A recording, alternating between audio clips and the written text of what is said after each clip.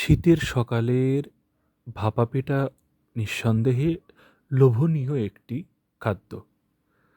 আমরা অনেক ভোরে আমি আর সানি বাজারে যাওয়ার পরে দেখলাম ভাপা পিঠা বানাচ্ছে।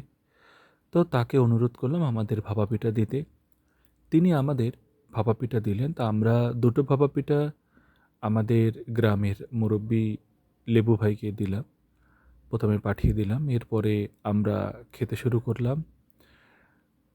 ভাপা পিঠা লেবু ভাইকে দেওয়ার পরে উনি বলছিলেন যে, "আমি আসলে ২ টা খাবো না, একটু আগে খেয়েছি, ১ টা দাও।" তো তাকে ১ টা দেওয়া হলো এবং আমরা আবার ভাপা পিঠা নিলাম ওনার থেকে। ওখানে দাঁড়িয়ে থেকেই ভাপা পিঠার যে মিষ্টি গন্ধ আমাদের মন প্রাণ জুড়ে দিচ্ছিল।